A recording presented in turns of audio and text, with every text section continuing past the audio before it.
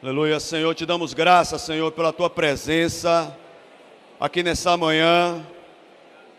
Pedimos a graça do Senhor para, como Jesus intercedia ali, Senhor, pelos discípulos, clamando ao Pai para que eles fossem um, clamando ao Pai para que guardasse a tua palavra, falando ao Pai que havia protegido cada um deles, que não orava, Senhor, só por aqueles, mas também por aqueles que viessem a crer no teu nome. Senhor, nessa manhã nós queremos esse coração de Jesus, um coração comprometido no nosso sacerdócio, está apresentando aqueles que o Senhor nos confiou, Senhor. Que o Senhor esteja dando uma graça intercessora em cada um dos irmãos aqui, para que estejamos na tua presença. Ó Senhor, nós sabemos que a estabilidade da igreja depende da oração, depende de estarmos na tua presença, porque o Senhor é quem edifica a tua casa, Senhor. Que saibamos, Senhor, derramar diante de ti as nossas ansiedades, as nossas necessidades, porque o Senhor é aquele que ouve e responde orações. Tua palavra diz: se meu povo, que se chama pelo meu nome, se humilhar e orar e me buscar, então eu ouvirei dos céus, perdoarei os seus pecados, sararei a sua terra, estarão abertos os meus olhos e atentos os meus ouvidos à oração que se fizer neste lugar. Nos dá, Senhor, esse roteiro nesses dias, um tempo de humilhação na sua presença, para que assim também nossas orações sejam ouvidas pelo Senhor. Derrama um coração quebrantado, um espírito contrito sobre toda a tua congregação aqui, Senhor. Tua palavra diz, Senhor, assim diz o alto sublime, que habita a eternidade, pelo qual tem o nome de santo. Habito a eternidade, mas habito também com quebrantado e contrito de coração, para vivificar o coração do quebrantado e vivificar o espírito do abatido. Que o Senhor esteja levantando o teu povo nesses dias, Senhor, para te glorificar e edificar uma igreja digna do Cordeiro que temos, santo, puro, imaculado, que é Jesus, Senhor. Que a tua graça seja com o teu povo. Aleluia.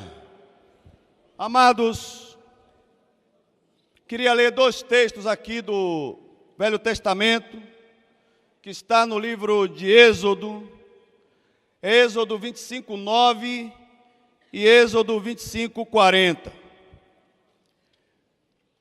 Aqui diz, no 25, 9: conforme a tudo o que eu te mostrar para modelo do tabernáculo e para modelo de todos os seus pertences, assim o fareis. No 25, 40, assim diz o Senhor: atenta, pois, que eu faças conforme ao seu modelo, que te foi mostrado no monte. Quem está falando aqui é Deus. E Ele está falando para quem? Para Moisés. Em Êxodo 26, 30, Atos 4, 7, 44 e Hebreus 8, 5 falam a mesma coisa. O ponto central aqui da comunicação de Deus com Moisés, a palavra é modelo. Deus tem o seu modelo.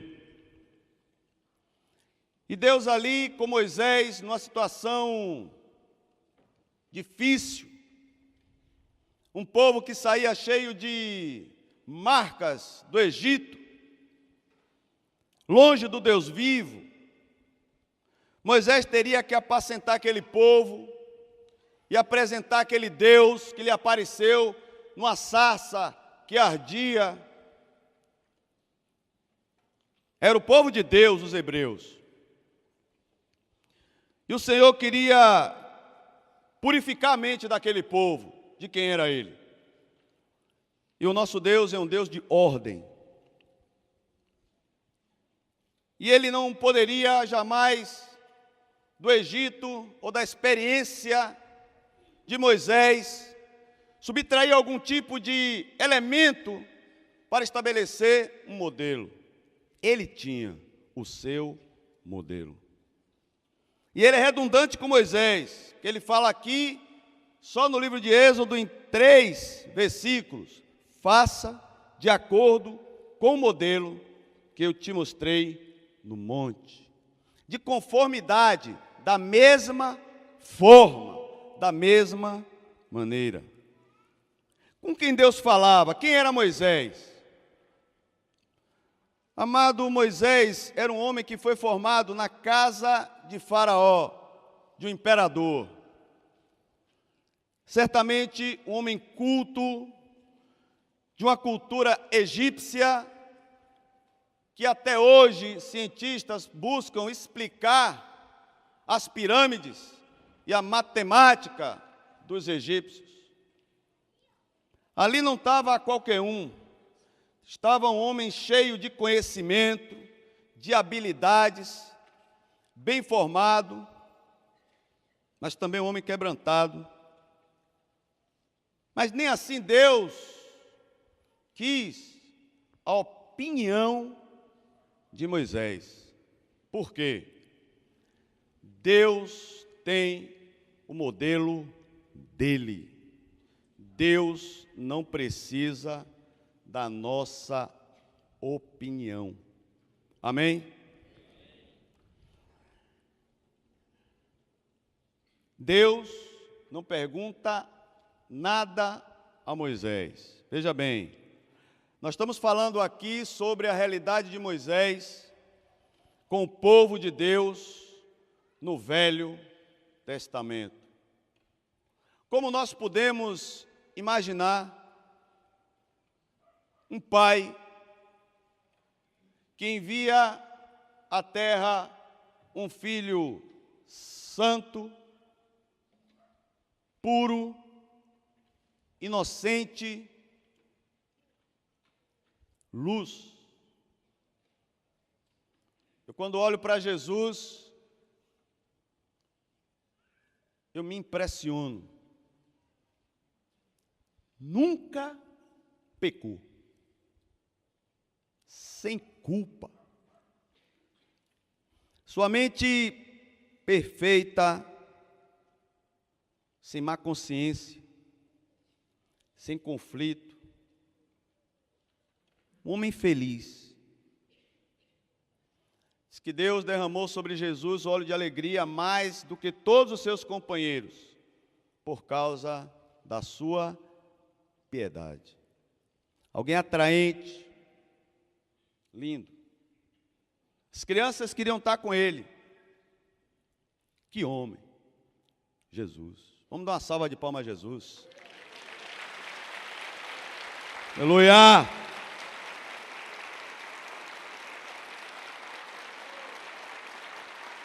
Aleluia, Jesus. Digno de glória, de honra, é o Senhor Jesus. Aleluia, Senhor. E esse Jesus veio a essa terra como nosso Salvador. Ele foi para as regiões inferiores da terra, olhar na face dos demônios, num lugar fétido, angustiante, atribulador, em meu lugar, em teu lugar. Eu não vou para o inferno. Você não vai para o inferno. Porque Jesus já foi. E nós fomos unidos ali na semelhança da morte de Jesus. Nosso Salvador, Jesus. Também, como o Senhor manda. Toda a autoridade me foi dada no céu e na terra. Manda. Está passando um avião é de Jesus. O chão que nós estamos pisando é de quem? De Jesus. O relógio que está no seu pulso é de Jesus. O carro que está lá fora é de Jesus. O ônibus vai passar ali, ó, é de Jesus. Tudo é de Jesus.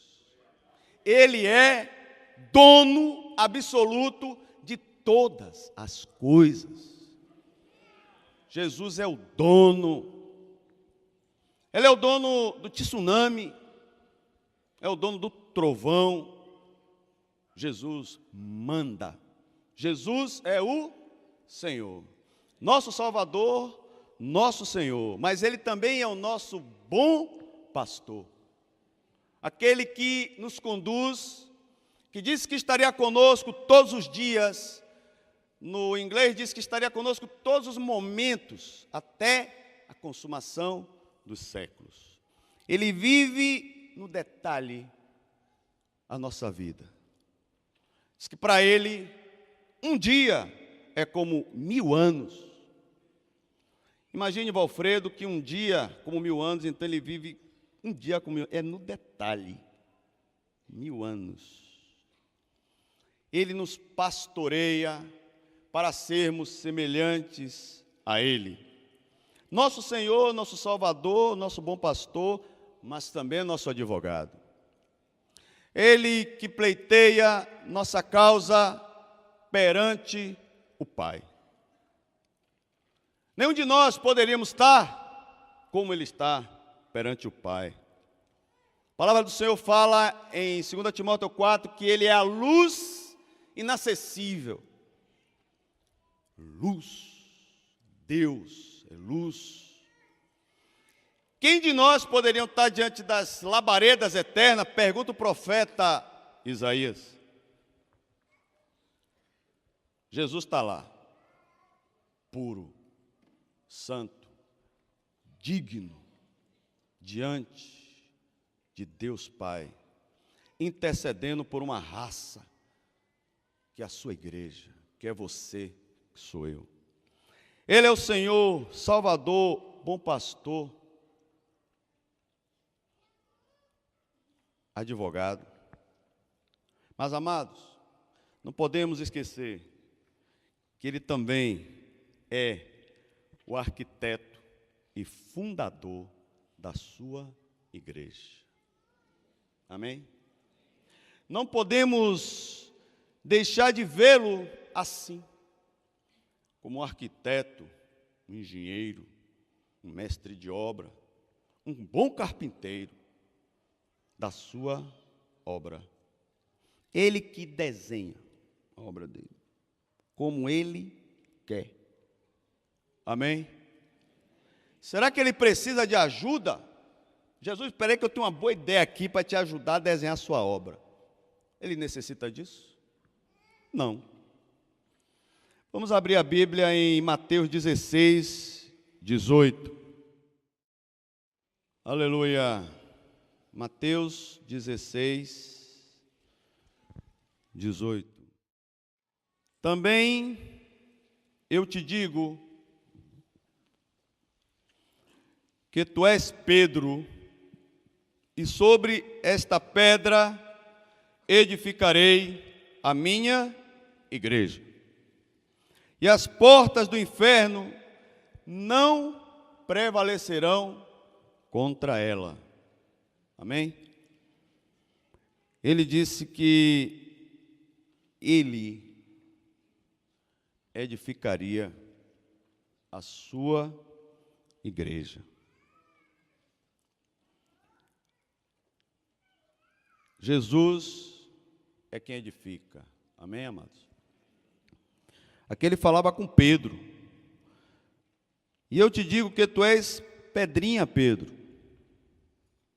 Como diz lá no original. E sobre esta grande rocha, que era ele,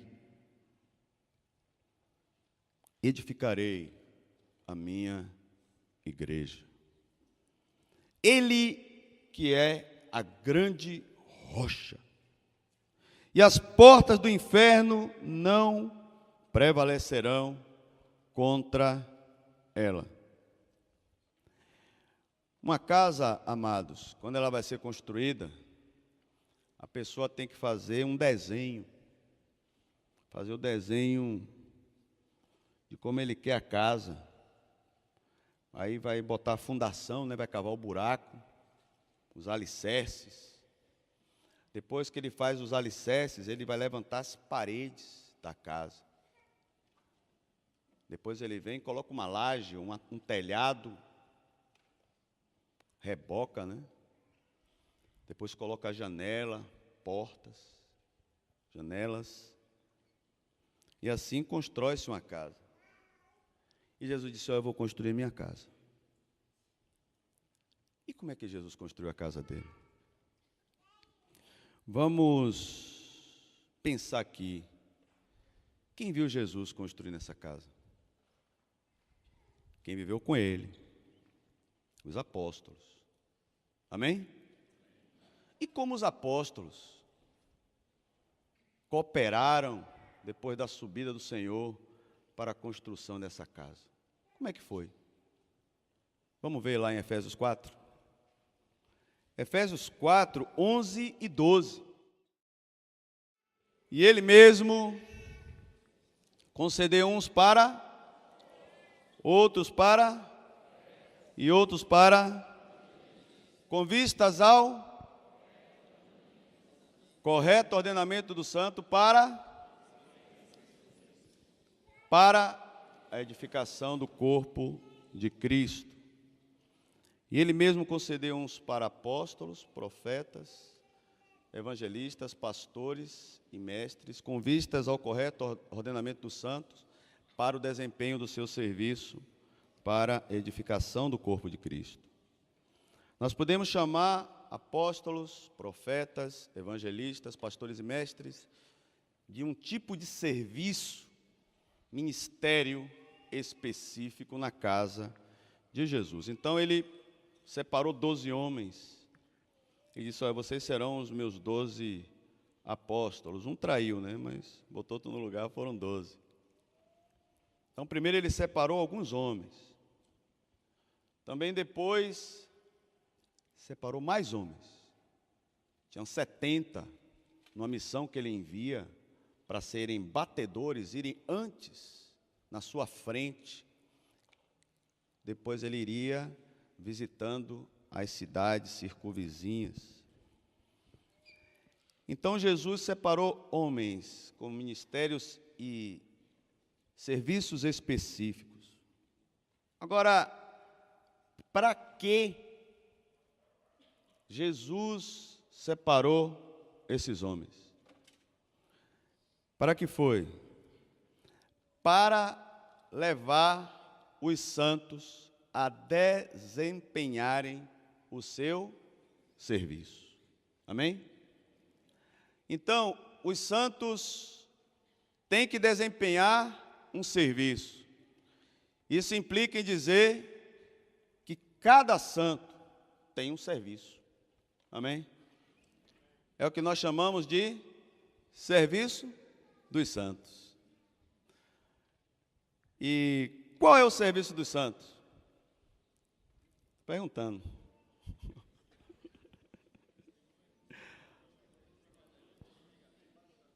Ser testemunhas e proclamadores e funcionar nas juntas e ligamentos. E o que são juntas e ligamentos? Amém, Benito. O negócio está funcionando. O que são juntas e ligamentos? Como é que estão esses relacionamentos fortes e resistentes entre seus membros? Estão bem? Hã? Vamos para Colossenses 2,19. A planta de Deus, Ele mesmo define como tem que funcionar. Amém? Lá em Colossenses 2,19 diz: e não retendo a cabeça, da qual todo o corpo, suprido e bem vinculado por suas juntas e ligamentos, cresce, crescimento que procede de Deus. Esse finalzinho desse versículo, ele é espetacular. Aqui é a garantia de que se nós correspondermos com o projeto de Jesus, com o desenho dele, nós teremos o crescimento que procede dele. O crescimento que procede dele está nas juntas e ligamentos. Amém? Quantos creem nisso aí? Levanta a mão aí. Amém.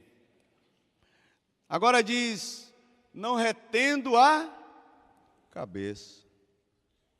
Ou seja, não fazemos isso porque fizemos uma associação de textos e chegamos a essa conclusão.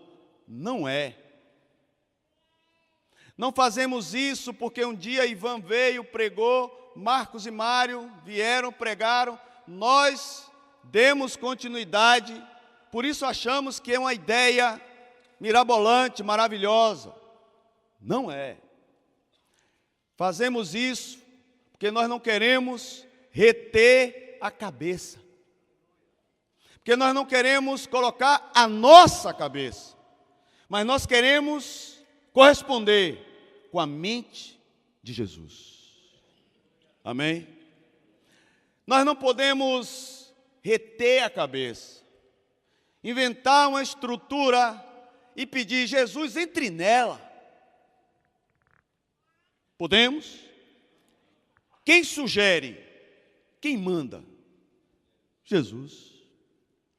Então, amados, ele disse que era pelas juntas e ligamentos que se efetivaria o crescimento que procede dele. Vou abrir um parênteses aqui. Quando nós falamos de crescimento em Deus, nós precisamos entender que para que isso ocorra, temos que funcionar em tudo que Jesus funcionou.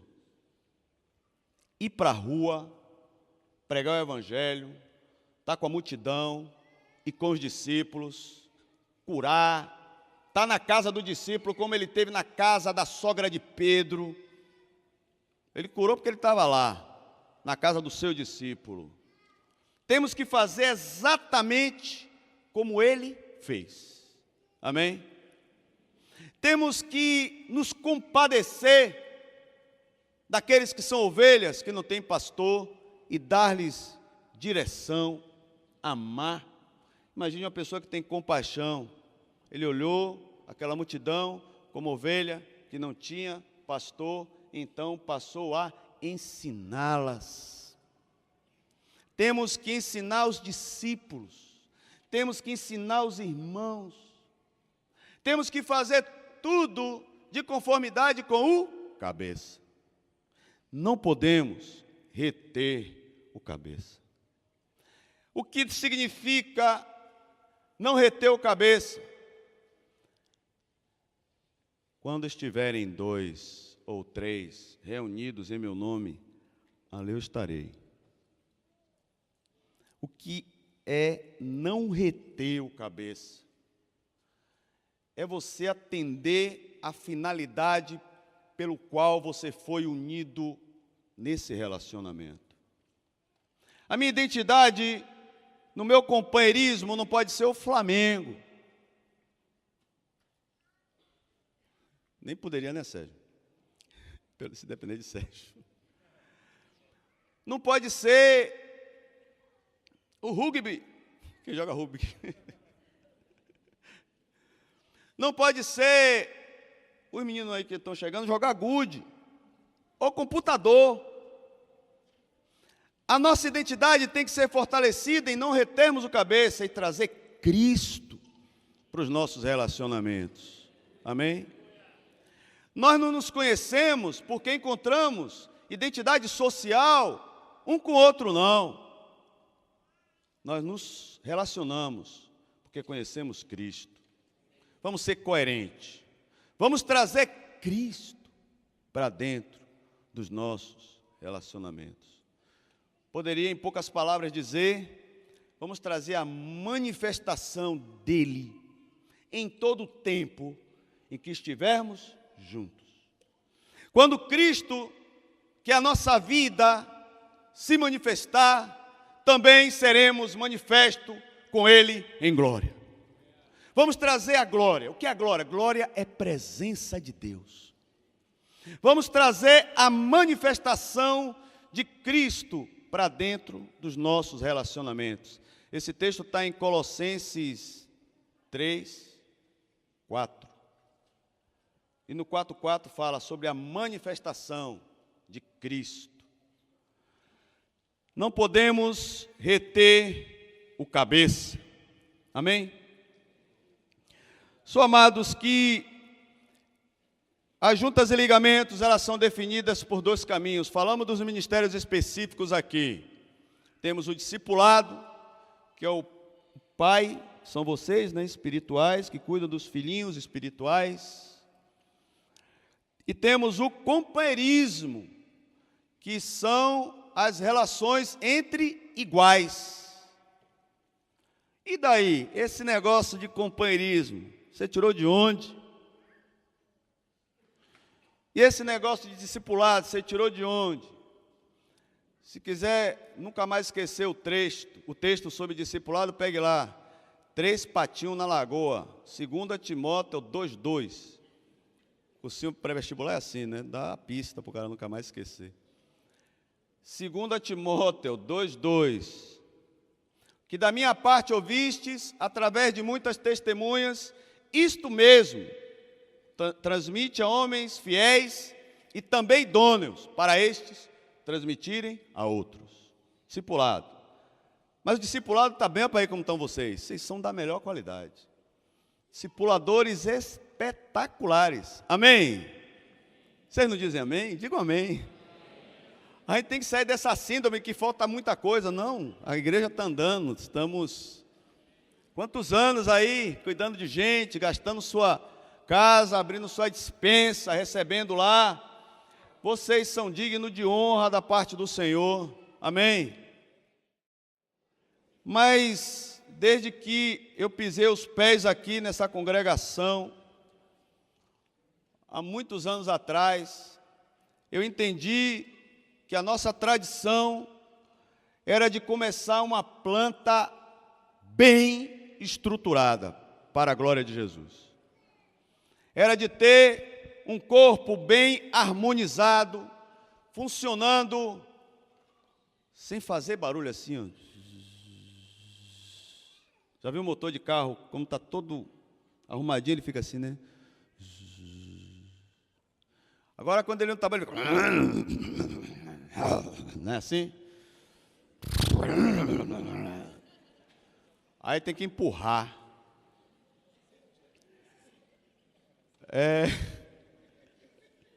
O motor engasgou, botaram água na gasolina.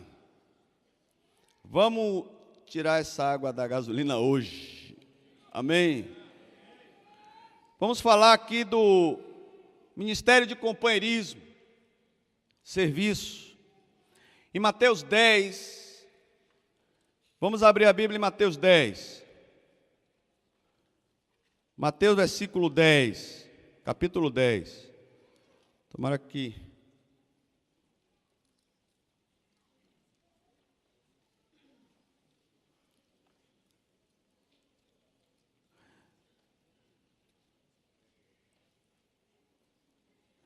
Mateus 10 fala da missão dos 12. Em Lucas 10 fala da missão dos 70. Eu não vou ficar lendo Bíblia não, eu vou direto, porque senão o horário não vai dar. Em Mateus 12, 10, fala lá de 12 que Jesus enviou. Mateus 10. Amém?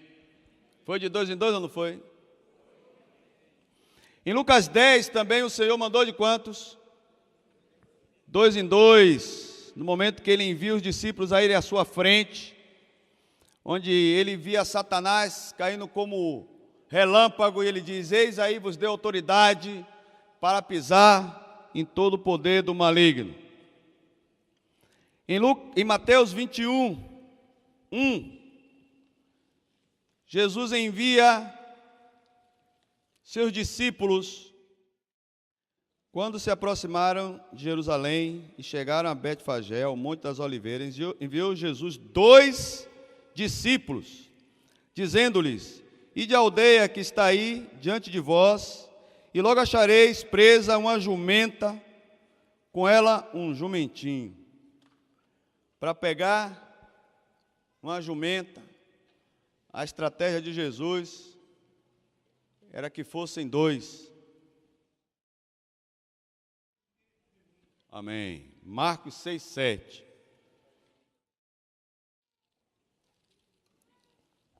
Lucas 22:8. Jesus, pois, enviou Pedro e João, dizendo: ide preparar-nos a Páscoa para que a comamos. Pedro e João foram enviados por Jesus para procurar um local onde ele celebraria a Páscoa com seus discípulos. E ali faria a aliança a qual nós participamos hoje. Mas ele mandou de 2 em 2. Em João 18:15, aqui tem uma situação constrangedora, mas que reflete como aqueles homens assimilaram a estratégia de Jesus. No momento em que o Senhor estava sendo traído, seria traído, diz aqui, Simão Pedro e o outro discípulo seguiam a Jesus. Sendo este discípulo conhecido do sumo sacerdote, entrou para o pátio deste com Jesus.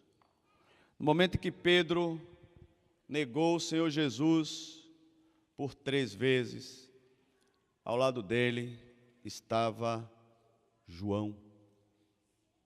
Ainda naquele momento, eles assimilaram com clareza a estratégia do Senhor. Também em Mateus 28:1, Mateus 28:1, temos um assunto de grande importância aqui, que é quando Jesus vai ser visitado no túmulo. Por quem? Ao findar do sábado, ao entrar o primeiro dia da semana, Maria Madalena e a outra Maria foram ver o sepulcro. As mulheres também não andavam sozinhas, andavam de 2, amém? Quais das irmãs aqui tem companheira? Levanta a mão aí. Aleluia. Na sua ressurreição, João 20, de 2 a 5. Esse texto é muito importante, porque quando pela primeira vez alguém vai olhar Jesus ressurrecto e vai crer que ele ressuscitou. João 20, de 2 a 5. Então correu e foi ter com Simão Pedro e com outro discípulo a quem Jesus amava, e disse-lhes: tiraram do sepulcro o Senhor, e não sabemos onde o puseram. Saiu, pois, Pedro e o outro discípulo e foram ao sepulcro. Ambos corriam juntos, mas o outro discípulo correu mais depressa do que Pedro, e chegou primeiro ao sepulcro. E abaixando-se viu os lençóis de linho, todavia não entrou. Então Simão Pedro, seguindo, chegou e entrou no sepulcro. Ele também viu os lençóis e o lenço que estivera sobre a cabeça de Jesus, e que não estava com os lençóis, mas deixado num lugar à parte. Glória a Deus. 2 testemunharam que Jesus ressuscitou. Aleluia. João. João foi o primeiro a inaugurar os céus, de sabedores que Jesus ressuscitou dentre os mortos, já não morre, a morte já não tem domínio sobre ele. Foi o primeiro a receber essa dádiva da morte não ter domínio sobre ele. E hoje todos nós, amém? A morte não tem domínio sobre nós, porque nós cremos que o túmulo está vazio, amém, amados? Aleluia! Em Lucas 24, de 13 a 34, não abram, mas ali fala de 2 discípulos, após a ressurreição de Jesus, diante da sua ascensão, no período que ele esteve nessa terra, ele apareceu para 2 homens que não reconheceram, e numa caminhada longa ele foi conversando com esses homens. Depois entrou em sua casa, e ao partir do pão, eles viram que era Jesus, e Jesus desapareceu. De novo, Jesus se apresenta a 2. Em Eclesiastes 4:9 diz: melhor é serem 2 do que 1, porque tem melhor paga do seu trabalho. Melhor é 2, amém? 2. Agora, por que 2? O que será de 1? Todo ministério, no livro de Atos, ele é plural, não é singular. Se for singular, incorrerá num risco, que fala lá em Provérbios 18:1. O solitário busca o seu próprio interesse e se insurge contra a verdadeira sabedoria. O solitário busca o seu próprio interesse e se insurge contra a verdadeira sabedoria. Sabedoria é você pensar segundo Deus.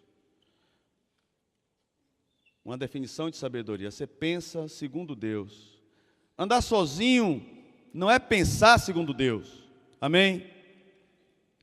Pensar segundo Deus, andar de, vamos trabalhar, de quanto? 2 ou 3. Agora, amados, tem uma pergunta: qual a diferença de um conceito teórico para um modelo? Qual a diferença? Nós temos agora um conceito teórico. Qual a diferença desse conceito para um modelo? Um conceito teórico você pode até ouvir, mas você não vê. Você pode até ler, mas você não vê. Impressionante que alguns homens que escreveram livros a respeito desse tema não vivem isso hoje. Agora, o que é um modelo? Você vê. Quer que eu diga um modelo aqui para vocês?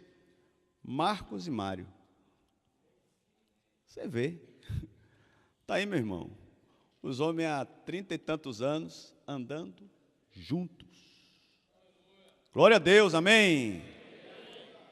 Isso é um modelo. Modelo a gente vê, não apenas ouve. Jesus disse: vinde e vede. E nós precisamos dizer a mesma coisa: vinde e vede.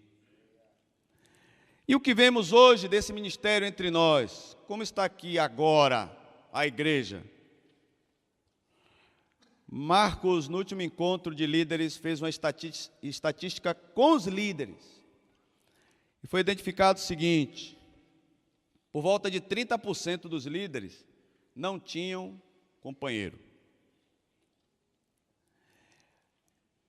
Há uns 5 anos atrás, foi-se feita uma supervisão com Marcos e Mário, juntamente conosco, o presbitério em cada setor, e foi comum essa deficiência nas juntas de companheirismo.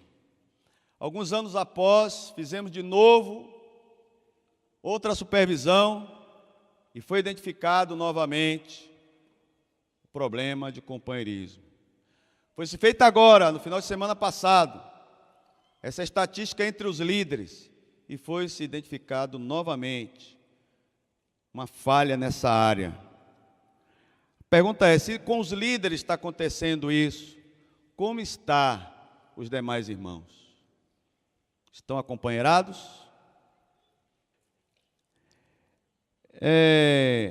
Eu fico pensando o prejuízo que podemos estar tendo na ausência de eficácia e eficiência nessa junta do corpo de Cristo. Porque, pelo que nós lemos da Escritura, quando Jesus ordena que vá de 2 em 2, ali em Mateus 10, na missão dos 12, dos 70, você percebe ali que Jesus envia para proclamar. O companheirismo é para proclamação e curar. O companheirismo também Jesus enviava para proclamar e curar enfermos. Poderíamos usar mais o companheirismo para estar impondo as mãos na cabeça dos irmãos. Amém? Digo amém, pessoal, vamos ter fé. Amém. Vamos ver cura na casa do Senhor. Amém. E também o companheirismo, nós percebemos aqui um animal de carga, preparar uma ceia, mulheres juntas iam lá para ver o corpo, cuidar, tudo isso é serviço. No companheirismo tem que haver serviço, visitar enfermos, visitar presos, dar de comer, dar de vestir, dar de beber, consolar, cuidar. Amém? Então Jesus estabeleceu o companheirismo para isso. Por isso que não vai faltar tempo para falar de outras coisas, se seguirmos o que Jesus mandou. Agora o companheirismo também ele produz até união, a ponto de que em qualquer situação João estava ali com Pedro. Não te largo para nada, estou com você porque der e vier. E João e Pedro se arriscaram muito em entrar na casa do sumo sacerdote. Vocês concordam comigo? Tanto que Pedro foi arguido. E eles estavam em situações difíceis, juntos, unidos. Companheirismo é para isso, para estarem nas situações difíceis, juntos, unidos. Aqui na ressurreição, mostra eles testemunhando Cristo, a ressurreição de Cristo. Companheirismo é para nós testemunharmos o conhecimento de Deus, de Cristo, o que Ele está comunicando pelo seu Espírito, um ao outro. Também, no caminho de Emaús, a edificação que havia ali. Ou seja, também em Atos 3, 1, Pedro, quando entra no templo com João, o homem lhe pede uma esmola, e ele faz o que? Ele lhe dá cura. Levanta-te e anda. Sem contar que até a sombra de Pedro e João curava pessoas, né? É para amar e estar onde há necessidades. O companheirismo é para isso. Nos nossos dias deve dizer que o companheirismo é para a gente ficar lá só vendo aquele joguinho, botando um filmezinho de CD. Vamos ver um filme evangélico. Vamos ver um filme aqui, pouco filme maravilhoso esse filme, né? Ai, que filme espetacular. Galardão você vai receber no céu 0. Jesus disse, meu amigo, que é para você ir visitar um enfermo, boas obras, meu amigo. Filme maravilhoso, espetacular esse filme. Vá ver no filme. Deus quer que você sirva. Saia desse ostracismo no nome de Jesus e da indolência. Quem fala isso é a palavra de Deus, não sou eu não, viu? Pois é, Eduardo é duro, tá, aquela coisa. O que está dizendo é a palavra de Jesus Cristo. Eu recebi essa palavra essa semana, para eu não ser indolente. Essas mensagens de celular, que ajuda, que dizem que é para mandar, né, texto bíblico. Recebi um, olha, não sejais indolente em todo o seu serviço. Eu digo amém. Aí eu estava em jejum ontem, levantei todo assim, fui em um lugar, preguei. Fui no outro, preguei, eu estava querendo ficar na cama lá, olhando para o além. Mas porque eu recebi uma palavra. Podia ligar para um líder e disse, ó, segura essa aí, o outro segura aí, mas não deu não. Eu disse que ia porque eu estava preguiçoso. Então eu disse que eu vou lá. com fome, até agora está com fome. Mas por quê? Tem que servir, não pode ser indolente. Amém, amados? Eu pergunto, quem não está praticando o companheirismo, vocês encontraram algum modelo melhor aí para nos ajudar? Será que alguém encontrou alguma coisa melhor? Porque às vezes quer inventar, né? De repente algum herói aí encontrou uma coisa melhor. Qual a razão do esfriamento, amados? Nesse ministério, como podemos identificar os motivos e causas que nos levou a ter um certo arrefecimento nessa área? Eu diria assim, talvez faltasse uma revisão do ensino, seria um ponto que estamos fazendo aqui agora. Também supervisão daqueles que estão ali, nós, pastores, líderes, para supervisionar esse serviço. Mas também encontrei uma outra resposta, que tem muito a ver com o cântico que Sérgio cantou aqui no começo, sobre a cruz. Talvez seja a melhor resposta. Não é a cruz de Jesus, é a nossa cruz. Porque se a gente se aliançou, a gente tem que morrer junto. Não vai ter para onde correr. A gente está dando risada, não sei porquê. Então, meu amigo, você vai ter que olhar no olho e ouvir. Talvez faltou maleabilidade nos corações para seguir, para ouvir. Ou falar a verdade em amor e procurar um novo caminho e deixar mal resolvido uma questão e dizer, é melhor trocar. E faltou de quem orientou também mais perseverança na manutenção de tais relacionamentos. Lembrando que a primeira ação em qualquer crise de relacionamento é reconciliação. Amém? Primeira ação é essa, reconciliar. Amados, Jesus fundou algum seminário? Ele quis formar os homens à imagem e semelhança dele. Qual foi a estratégia que ele usou? Vou botar vocês dois juntos. Vou botar. Jesus botou, meu amigo, foi Mateus o publicano com um zelote.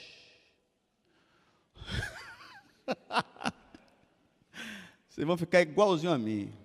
Um publicano era um que roubava ao povo, cobrando indevidamente impostos em Israel. Um zelote era o que perseguia, queria a libertação de Israel na base da adaga, na faca. O primeiro que ele pegava para a adaga era um negocinho assim, uma faquinha bonitinha assim, que ele... E Jesus disse, vocês se converteram? Claro, queremos seu reino. Porque é assim, né? Você já fez a avaliação de irmão? Você diz, tem um reino te esperando, vida eterna, tá? Aí você diz, amém, eu quero. Olha, tem um contrato aqui para você assinar. Mateus 5, 6 e 7. Vai encarar? Claro, não, claro o contrato. Bateu numa face, você vai dar outra. Não vou. Te bem dizer, te mal dizer, você vai bem dizer. Não vou, claro, olhando lá para o céu, para a coroa. Quando está no dia a dia, e o contrato, quem vai ler? Tem um contratinho ali, meu amigo. Bem dizer quem vos maldiz, orai por quem vos calunia, se bater numa face, dê a outra. Dá todo o que te pede, não volte atrás que te pede emprestado. E aí? E aí, Mateus, você vai emprestar ao zelote? Aí ele vai ser tratado, meu amigo. Aí a avareza dele vai embora. Porque o zelote devia ser pobre, viu? Queria viver de matança. Não devia. Então, o Espírito de Cristo encontra nessa estratégia eficácia para formar Ele em nós. Amém? Para nos transformar, para nos humilhar. Embora nós tenhamos hoje a tal tecnologia, falar por telefone, e-mailzinho, olho no olho. Amém? Eu acho que ninguém aqui tem companheiro que mora nos Estados Unidos. Tem que estar na mesma cidade, não é assim? Então, amigo, é olho no olho. Temos que estar juntos. Não se desculpe, porque a palavra de Deus em Atos 2, a planta diz lá, estavam juntos todos os dias. Juntos. Não tem como a gente diminuir o que a Bíblia diz, ou adaptar aos nossos dias. João dizia, na carta, na segunda aos Joelhos, ele dizia, escreveu uma cartinha pequena e disse, e falarei face a face, olho no olho.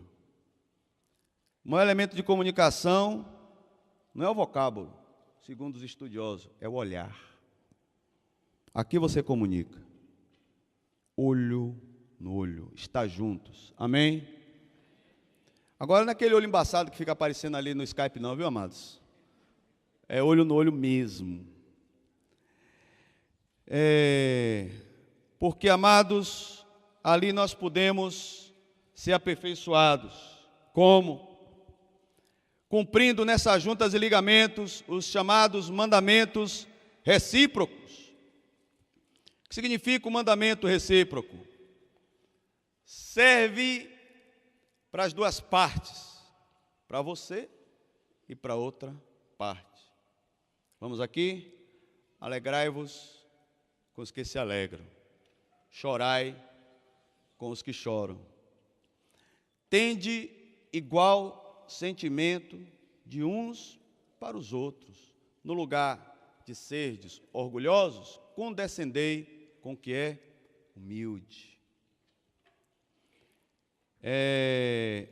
Orai uns pelos outros, Tiago 5,16, orar um pelo outro, perdoai-vos uns aos outros, Tiago 5,15, edifiquem-se um ao outro, 1 Tessalonicenses 5,11, instruí e aconselhai-vos uns aos outros, Colossenses 3,16, habite ricamente em vós a palavra de Cristo, instruí-vos e aconselhai-vos mutuamente em toda sabedoria, mutualidade, mútuo, sirvam uns aos outros, 1 Pedro 4,10, serviço, aconselhem-se, aconselhai-vos uns aos outros, 1 Tessalonicenses 5,12. Não mintais uns aos outros, Colossenses 3,9. Confessai os seus pecados uns aos outros, Tiago 5,16. Exortai-vos, encorajai-vos uns aos outros, Atos 13,15. Levai as cargas uns dos outros, e assim cumprireis a lei de Cristo. Gálatas 6,2.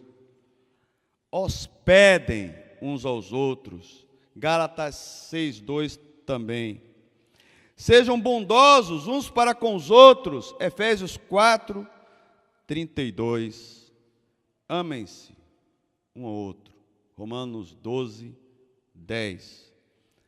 Aceitem-se, acolham-se um ao outro, como Cristo vos acolheu. Romanos 15:7. Se cumprimente pelo menos, né? Saúdem-se uns aos outros, 2 Coríntios 13:12. Cuidai uns dos outros, 1 Coríntios 12:25. Sujeitem-se uns aos outros, Efésios 5, de 21 a 22. Sujeitar-se, amados, é um negócio bom. Às vezes eu me pergunto, alguém que não tem um companheiro de uma liderança, mas você tem um outro irmão ali, se sujeite. A pluralidade é de Deus. Amém? Suportem-se uns aos outros, Colossenses 3:13. Não aguento mais com aquela figura, rapaz. Mas você tem que me suportar, você tem que me engolir, né? Como diz o camarada lá. Não tenha inveja uns dos outros. Se alegre com a vitória do seu companheiro. Não se queixem uns dos outros, Tiago 5:9. Não falem mal uns dos outros, Tiago 4:11. Não se mordam nem se devorem um ao outro, Gálatas 5:15. Mas na hora que a carne vem de lá, ela bate no tutano, o cara diz: vou jogar. Ele ameaça. Ou então fica nervoso assim, que as mulheres que botam os dentes de fora assim e sair com a unha, né? Então, amados, por obséquio, não se mordam e não se devorem mutuamente. Amém? Gálatas 5:15. E por fim, não provoquem uns aos outros, provocar no sentido negativo. Eu compreendo essa estratégia do Senhor como a única estratégia, porque aqui, com esses mandamentos, na medida que os traços do nosso velho homem, eles vão se manifestando, você tomando sua cruz e permitindo que Cristo se manifeste, Jesus é glorificado. Vamos nos deixar desafiar e nos renovar nessas juntas e ligamentos e partir com vontade para o crescimento que procede de Deus, que está nas juntas e ligamentos do corpo de Cristo. Que o Senhor abençoe os companheirismos e abençoe a estratégia de Deus, em nome de Jesus. Que Deus nos abençoe, amado.